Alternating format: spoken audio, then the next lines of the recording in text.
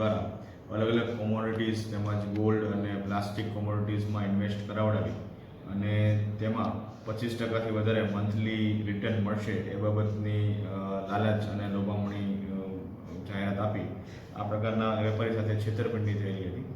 આ વેપારી સાથે ઓનલાઈન ફ્રોડ થયેલી માહિતી મળતા આ બાબતનો IPC 460, 420, 468, 471, 120B અને IT Act 66C 66D મુજબનો ગુનો જામનગર સાયબર પોલીસ સ્ટેશન ખાતે નોંધાયો હતો. જે ગુનાની તપાસના અંતે આમાં 2 આરોપીઓની કલકત્તા જે હાવડા કમિશનરેટ અને બીજા એક કમિશનરેટ જે કલકત્તાનું છે ત્યાંથી ધરપકડ કરવામાં આવી છે. બંને આરોપીઓના નામ વિવેક સુશીલકુમાર કનોરિયા અને ભગતસિંહ ઇન્દ્રચંદ્ર વર્મા બંને રહે હાલ કલકત્તા. ત્યાંથી બંનેની ધરપકડ કરી અને હાલ લાવવામાં આવે છે અને આગળની તપાસ ચાલુ છે. તેમજ આની સાથે બીજા કયા આરોપીઓ આની સાથે સામેલ હતા તેની તપાસ ચાલુ છે. આમાં જે બનાવ હતો તેમાં કુલ 50,04,000 સુધીની રકમ હતી, જેમાં જે આરોપી પાસેથી પડાવી લેવામાં આવેલી હતી, પરંતુ તેમાં કોઈ એમને રિટર્ન કે આપવાના બદલે તે આરોપી દ્વારા ફ્રોડ કરવામાં આવ્યો હતો. સર, આમાં એમાં શું હતું, કઈ રીતે?